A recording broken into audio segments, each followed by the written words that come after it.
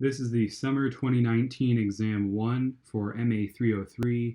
This was one of Dr. Chen's sections, and he has given me permission to record all of his exams and quizzes, so that's what we're up to today. There are 12 questions. This exam really wasn't so bad in the end, pretty fair. And let's get going with question 1. What is the Wronskian of the following vector functions? So the Wronskian of a set of solutions like this will just be the determinant of all of these guys smacked together. So we'll have to distribute the e to the whatever t into those vectors, and I'll just set them up as e to the 2t, e to the 2t, e to the 2t, that's coming from here, and then e to the negative t, 0, negative e to the negative t, 0, e to the negative t, negative e to the negative t, like that. And we know that we can decompose this big determinant into this component here times the determinant of this submatrix minus this component here times the determinant of this submatrix, and then plus this guy times this determinant, but since that's 0, we don't even have to bother with it. So we have e to the 2t times the determinant of 0, negative e to the negative t, negative e to the negative t, and e to the negative t, and then we're subtracting e to the negative t times the determinant of e to the 2t, e to the 2t, e to the negative t, and negative e to the negative t. Let's start solving these guys. We can rewrite this whole thing as e to the 2t times e to the negative 2t minus e to the negative t times, let's see, a times d, that will give us minus e to the t, and then we're also subtracting, what would that be? That would be e to the t, like that. So minus 2 e to the t right here.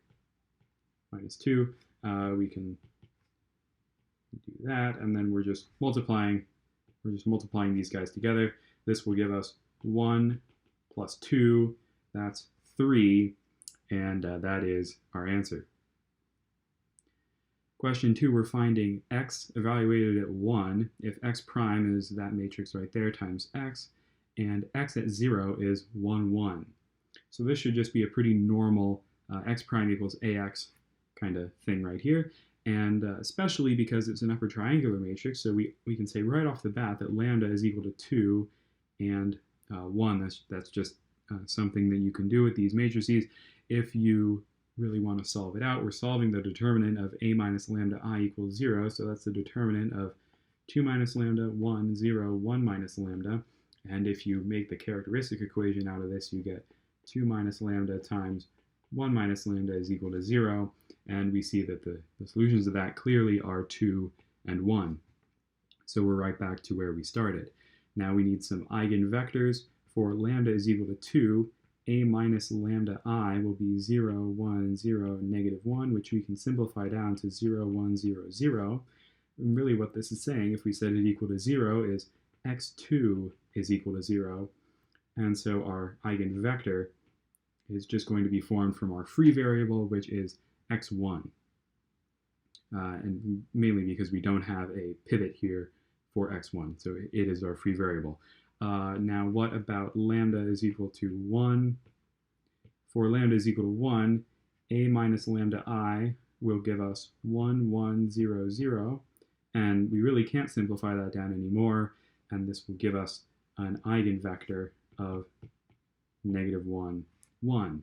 So we have our eigenvalues, we have our eigenvectors, we know that our solution, x of t, will take the form c1 v1 e to the lambda 1t plus c2 v2 e to the lambda 2t.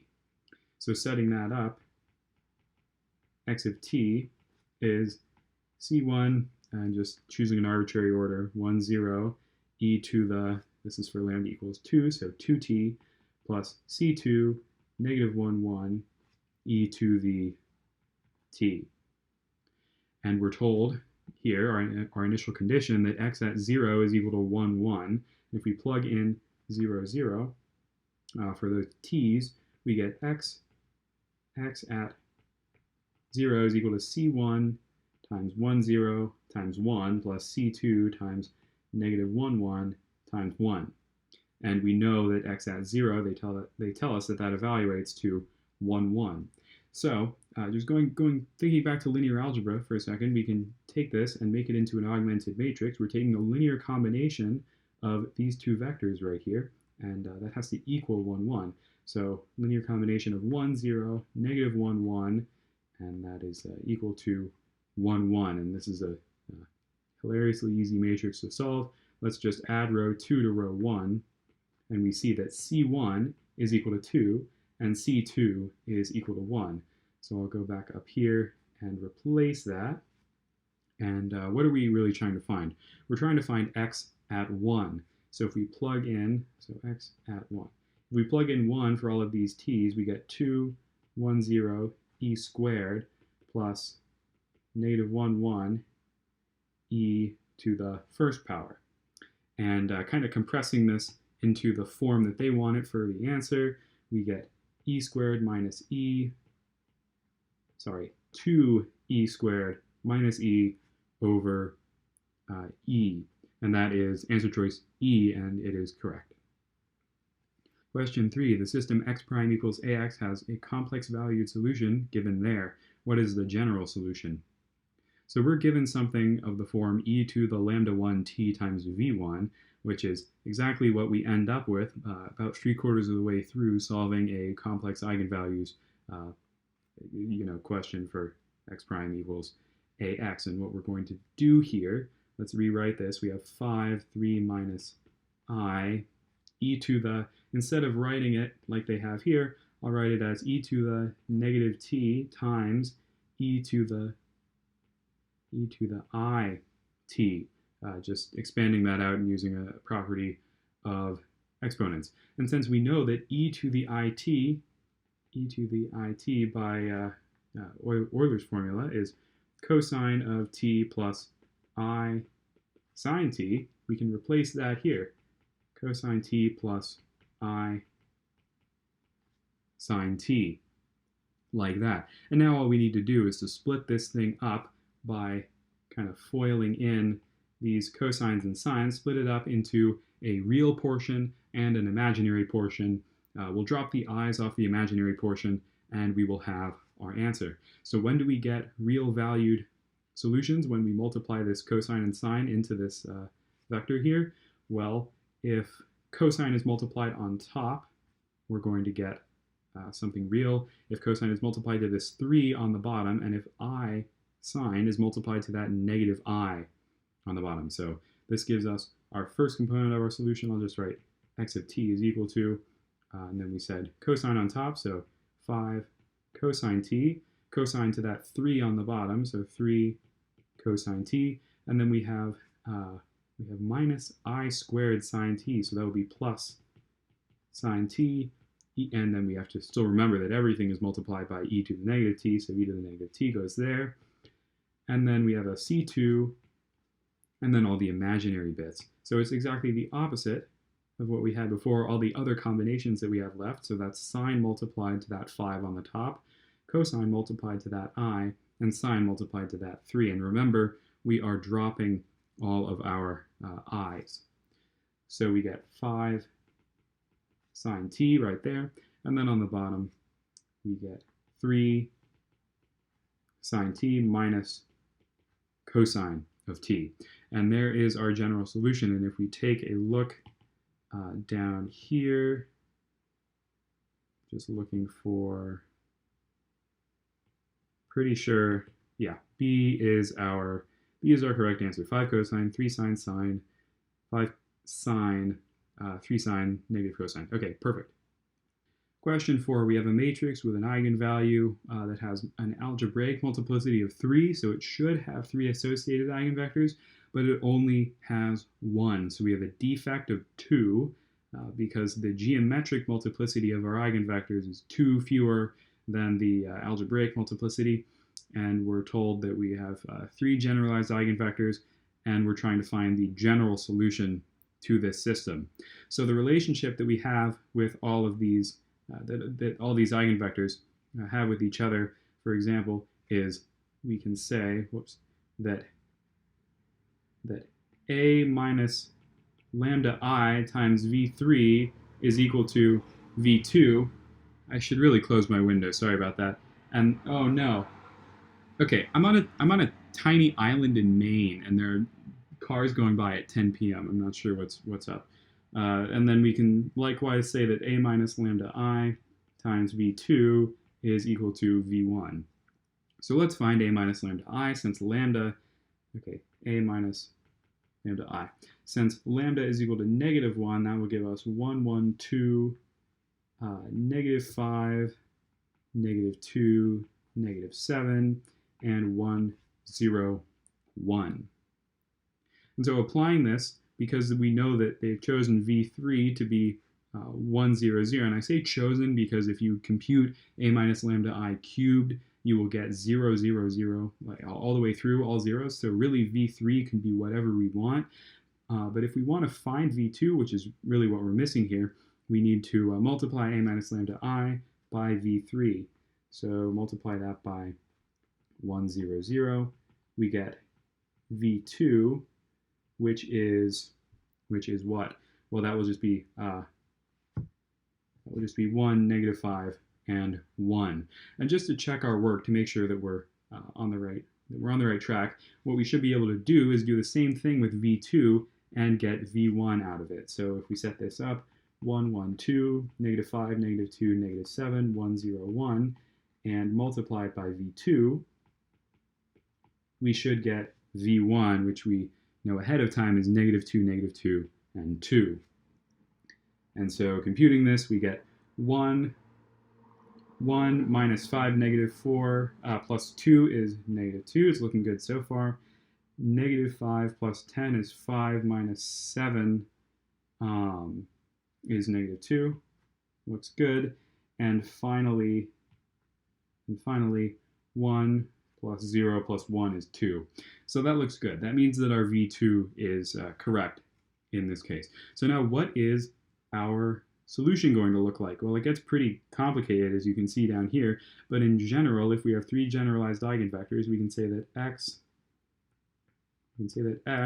is equal to C1 V1 e to the lambda 1 t plus C2 V1 t plus V2 e to the lambda 1 t plus C3 V1 t squared over 2 plus V2t plus V3 e to the lambda 1 t, and things had to slope down a little bit there at the end, but I hope you get the picture. So it's very much like we're integrating at every step. Our V1t turns into a V1t squared over 2, so that's a little bit of an easy way to remember it, although I'm sure it's not completely rigorous, whatever. So just plugging in all of this, x of t, plugging in our V1, V2, V3, so we have C1. What is our V1? Our V1 is -2, -2, 2, e to the -t plus C2, -2t, -2t, 2t, and then we need to add constants as our V2. That's +1 minus 5 plus 1 e to the -t plus, and then the big guy, our final component here, will be -t squared. We're just kind of integrating every component in V1 minus t squared plus t minus 5t plus t plus 1 and plus 0 for those other components, because our V3 is just 1, 0, 0, e to the -t. And sorry, this is so hard to read here, but our answer is pretty clearly D. And yeah, we're done. Matches everything exactly. Question 5. If x prime equals ax and A is a constant 2 by 2 matrix, which of the following statements is or are always true? 1. If A has repeated eigenvalues, then the origin is always an improper node. Well, there are kind of two situations that can occur if we have repeated eigenvalues, and we just kind of had to deal with the worst kind. Either we have enough associated eigenvectors or we don't. And if we don't have enough eigenvectors, then we have a defective matrix, and we're going to get an improper node as the behavior of our 0, 0 critical point. But then if we do have enough eigenvectors, we will have a proper node.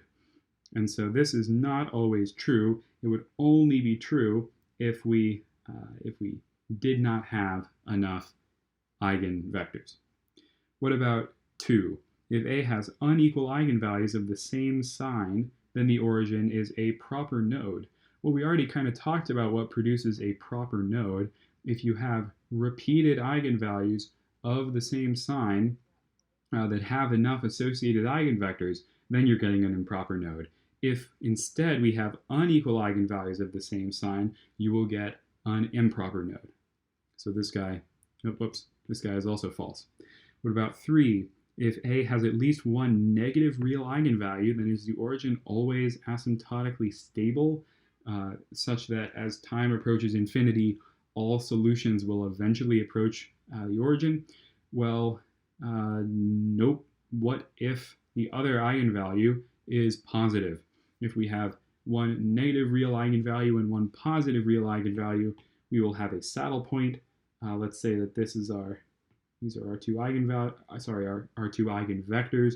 We'll have this kind of behavior where solutions flow towards the origin along one eigenvector, but then as time approaches infinity, they are drawn towards the other eigenvector, like that. And so even though we have a negative eigenvalue that's pulling solutions towards the origin, as time approaches infinity, the other one takes over, and nothing can actually ever get to this origin unless it already started at the origin to begin with. What about 4? The origin is a stable center if the eigenvalues are purely imaginary. Well, I'd hope this one would be correct because we have no other options, and this is about as correct as things are going to get in this course. Yes, we know that if eigenvalues are purely imaginary, we'll get a stable center, and that will just mean either elliptical or circular orbits around our origin. And what's important to note is that, and this will come up later, so it's kind of silly me mentioning it here, but a center is the only type of critical point behavior that can be changed to either asymptotically unstable or asymptotically stable with small perturbations, small changes to the values of the matrix. And that's just because it's stable and not asymptotically stable. You can push it either way. So yes, 4 is correct. 6, for what values of alpha in the system here is the origin an asymptotically stable node? So Chen mentioned in one of his lectures reviewing this exam after it was given, I think it might have been in his final exam reviews, that they really shouldn't have said asymptotically stable node here, just because a spiral sink is not technically a node, but we're going to disregard that. A spiral sink is one of the things we're looking for here. Pretty much all we're looking for is negative real parts of our eigenvalues. If we can find 2 eigenvalues and they have negative real parts, it doesn't matter if there's any imaginary anything attached to them. It's the real part of the eigenvalue that will control where solutions go over time. The complex part controls the rotation. So we really don't care if there's imaginary stuff attached. We just want negative lambdas. So let's solve for our eigenvalues. We're solving the determinant of a minus lambda I equals 0. So that's the determinant of 4 minus lambda alpha 8 negative 6 minus lambda equals 0. This will be 4 minus lambda times negative 6 minus lambda minus 8 alpha is equal to 0. So lambda squared plus 2 lambda minus 8 alpha plus 24 is equal to 0. So running this through our quadratic formula, we have negative b over 2, so that's negative 1 plus or minus the square root of b squared, so 4 minus 4ac. So since c is all negative, I'll change this to plus, and 4 times 8 alpha will be plus 32 alpha, and well, actually, let's do this. 4 times 8 alpha plus 24, and this is also divided by 2. But we can factor out a 4. We can turn this into 1 and 1 and take a 2 out and just get rid of that like that. Okay, so expanding things here, we just get 25 plus 8 alpha is equal to 0. So at this point, we really have two conditions to worry about. If this component right here, or the radical, the stuff under the radical, if that's less than 0, then we're going to have some imaginary component. So -1 plus or minus something imaginary. That's perfectly fine with us. That'll be a spiral sink. So that will occur when 8 alpha plus 25 is less than 0. We can subtract that and divide by 8. And we see that the solution for that is for when alpha is less than -25 over 8. I'm going to just stick a little number line down here and start graphing this. So -25 over 8. All of this territory is perfectly fine. Now, what else are we okay with? Well, we're perfectly fine as so long as the magnitude of this entire thing is less than 1. Because if it's greater than 1, then when we add it to this -1, we'll end up with a positive real eigenvalue, which is no good for us. That'll give us a saddle point, which is asymptotically unstable. So we're looking for the square root of 8 alpha plus 25 to be less than 1. Square both sides, subtract 25, and divide by 8, and we get -3. -3 is slightly greater than -25 over 8, so -3, and all of this territory now is okay. And these arrows continue all the way down to -infinity. So the largest amount of area that we can cover and still have an origin that is asymptotically stable is all the way from -infinity up to -3, and there's our answer. 7, let's identify the phase portrait of this system. Taking a look at the answer choices that we have here, we see 3 critical points in A. There is what looks to be, it's hard to tell where these arrows are going, but we have some sort of spiral point at the origin, and then some saddle points at, 2, 1, and -2, -1. Then we only have 1 saddle point in B. I'll just start numbering these. So we have 3 critical points, 1 critical point here, and it's looking like a spiral point there, and a saddle point here. So 2 critical points in C. Likewise, we have 2 critical points there, but only one critical point in E. So there's a good chance, let's say that we find 3 critical points, we'll just be able to pick our answer right off the bat. And actually, I think we can do away with 2 of these, or ooh, cool, 3 of these right now. We can just completely get rid of them, because what is special about this system of differential equations? Well, it's homogeneous. We don't have any constants, and what that means is that 0, 0 has to be a critical point, because 0 is equal to 0 minus 0, and 0 is also equal to 0 minus 0. So at 0, 0, we will have a slope in both the x and y directions of 0, which is what we're looking for in a critical point. So C doesn't have a critical point at 0, 0, neither does E, and neither does D from the looks of it. So now we're just dealing with A and B. And if you wanted to be really cool and slightly, a little bit risky, but let's say you were low on time, you could also be pretty confident in getting rid of B, because this is exactly the kind of thing that we see in a linear system. I'm not sure if this kind of thing, if we have some cubes running around and everything, if that can even produce 1 critical point and only 1 critical point. Maybe it can, but if it does, it would be pretty rare. We haven't seen that in any of our homework or whatever. So it's much more likely that this thing has 3 critical points. But let's solve for them. Why not? So we're setting dx dt and dy dt equal to 0. So 0 is equal to x minus 2y, and 0 is equal to 4x minus x cubed. Let's solve these let's solve these up. Well, we know that 0, 0 is a solution, so we'll just get that out of the way. And what can we do now? Let's say that x is equal to 2y. That might come in handy. And let's solve this second equation. We can subtract the x cubed over and divide by x because we know that it's not equal to 0. And say that x squared is equal to 4. So x is equal to plus or minus 2. And since x is equal to 2y, y is equal to plus or minus 1. So that gives us 2, 1, and negative 2, negative 1. Ooh, would you look at that? We have 0, 0, 2, 1, and negative 2, negative 1 as our critical points in A. And if you really wanted to, you could go in and linearize this system. We'll make a Jacobian matrix down there if you want review on that. But linearize the system, plug in these points, and you should be able to analyze the eigenvalues to find this behavior that they have in the phase plane down there. Question 8, the almost linear system here can be linearized to obtain this system here, where these j components are just components of the Jacobian. Let's write out the Jacobian.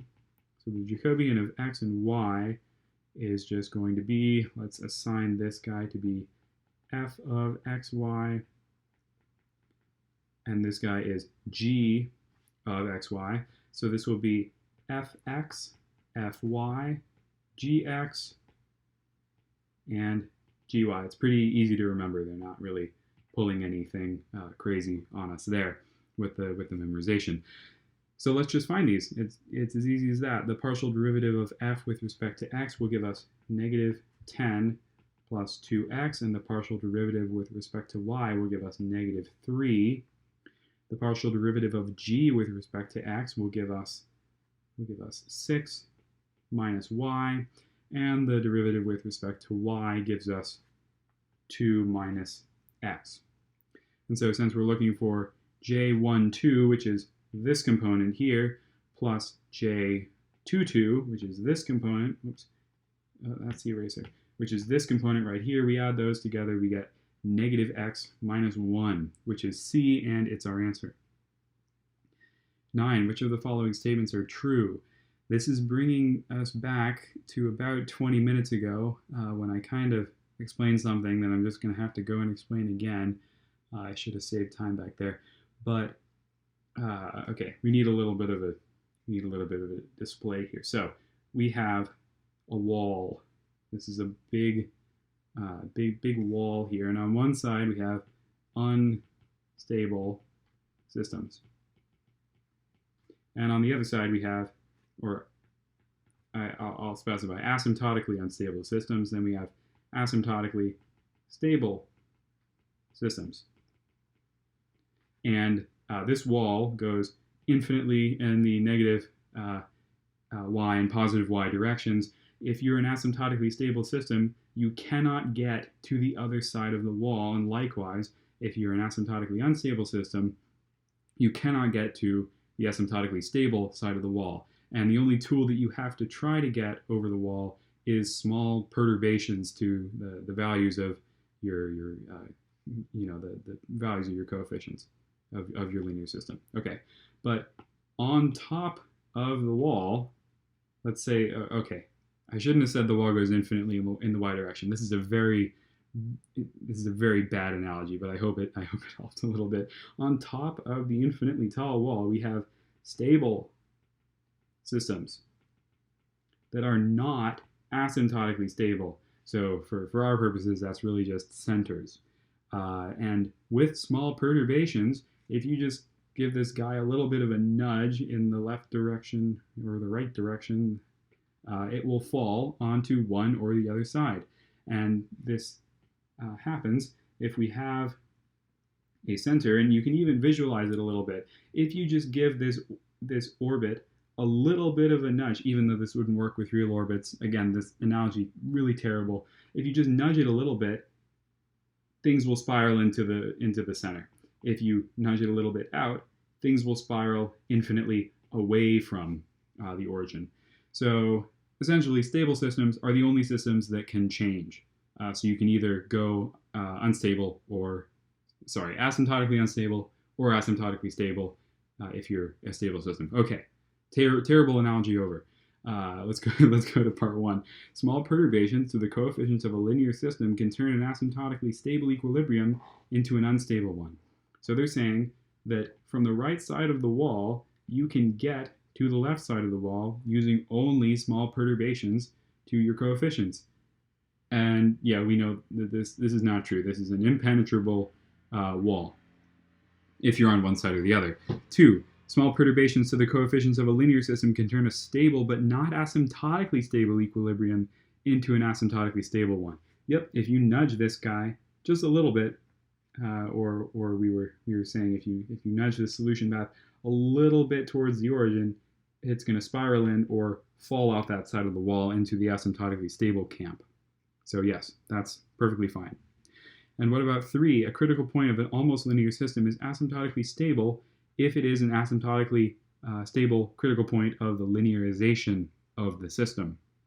And this is true, or else we wouldn't be able to do all of the analysis that we've already done in this exam with our linearizations with the Jacobian matrix. And in fact, you're relying on this fact to find the behavior at the critical points of this system right here if you went and linearized it and you were trying to figure out its behavior. So yes, the whole point of using the Jacobian is that this fact is true. We can tell things about the almost linear system by linearizing it and just plugging in x's and y's.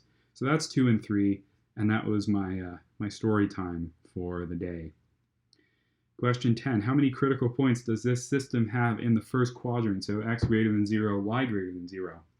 You got to be really careful here because this is what? A homogeneous system of differential equations, and that means that the origin 0, 0 is a critical point, but is 0 greater than 0 and is 0 greater than 0?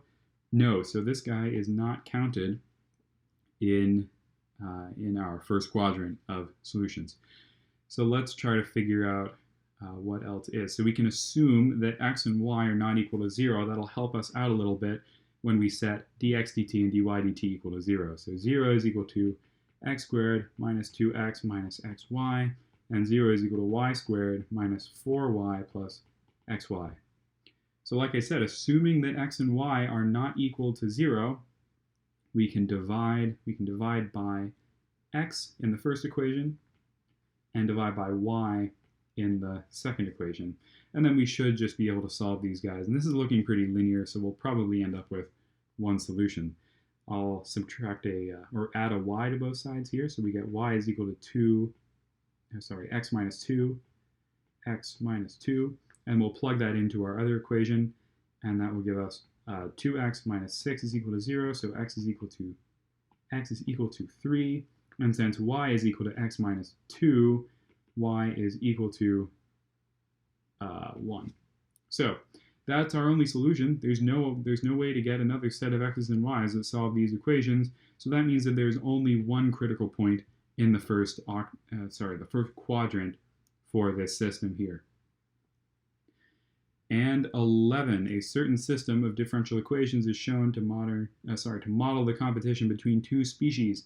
The direction field is shown below, and we're trying to figure out the behavior of the system with the initial condition of 1, 1. So let's just find that 1, 1 point, and this is as easy as it looks. Follow the direction field with your pen, and there we go. We found ourselves. Looks to be an improper node with a negative or two negative eigenvalues associated with it. This is an asymptotically stable point. All solutions, at least in this area over here, will always approach this point as time approaches infinity. So what does this mean for our populations? Well, if x and y, our axes here, are measures of the populations of these two species, our species have found an equilibrium. So when we have let's say 6 y animals, or 6,000, whatever, and 4 x animals, they can live in the wild together, and everyone's happy, and it's a good ratio between their two populations. So going down to our solutions, the species will coexist and the solution converges to an equilibrium point. Yep, there we go. That's about it. If we hit the origin, that means that both species became extinct. If we hit the y-axis, it means the X species became extinct and the Y species lived. And similarly for the x-axis, it means that the Y species has gone extinct, but the X species is doing just fine. Question 12, what kind of system is this right here? And they're giving us some options for predator and prey behavior. If you see no squares or cubes or to the fourth powers or fifth powers, then you should be thinking exponential growth or decay. And I'll show you what I mean here. So in the absence of the other species, so let's say that we took this X population and we just transplanted it in a new area that didn't have any Ys. So the population of Ys is 0, and we did the same thing for the Y species. We took them and stuck them in a place with no X's. What would these equations look like? Well, we would have X prime is equal to Y is equal to 0, so we get negative 4X. And then similarly for Y, in its new setting, Y prime is equal to negative 3Y. And the behavior that these equations will exhibit, and you can solve them using integrating factor if you really want to be fancy. You can go get those answers. The behavior that these will exhibit is exponential growth or decay. And in this case, it's decay because we have negative coefficients out here. So all we learned from this, in the absence of the other species, we get exponential decay for both of our species. But what happens if we start introducing members of the other species into their into their habitats? Does it benefit them or hurt them? So let's go back to our original equations here. We have 2xy minus 4x and xy minus 3y. So similarly to having as you would expect, negative coefficients hurt our populations. If we add more of an X population to the Y habitat, or more of a Y population to the X habitat, it's going to end up increasing X prime or increasing Y prime. So that's because X prime and Y prime are just the growth rates of those populations, it's going to increase the growth rate, or at least stop the growth rate from, stop the populations from decreasing at such a high rate. And so these are two populations in cooperation. So having more of one population benefits the other, and vice versa. If one of these was negative, then this would be a predator-prey relationship. This guy is benefited by the existence of X, its prey, whereas the Y's are eating the X's, whereas the X's are hurt. See the negative sign in here. They are hurt by the presence of Y's. The more Y's there are, the more negative this component is, and the smaller dx dt will be. And then if they're both, we really don't see this, but if they're both negative, then that would be two species that somehow mutually hurt each other by existing. Maybe they're both competing for some third species that we just don't see in these equations, and by each eating that same limited resource, they're hurting each other by their own presence. So we aren't asked about that, though. That doesn't really ever come up. And then the only other thing is, I was mentioning if we don't have any squares or cubes or fourth powers or fifth powers, then to think exponential growth. Well, what if we do have those? Well, then it's logistic growth. And again, you can probably go in and solve the differential equations associated with them if you get rid of the cooperation or competition term here, or I think they call it the interaction term. You can get rid of those and solve for it, and I bet you'll get some logistic behavior. But okay, I need to stop talking. We've solved this question. We have exponentially declining populations in cooperation. D is our answer. And that's the exam. I hope that was helpful for you. It's still a good week and a little bit till my exam, but I wish you and future me a lot of luck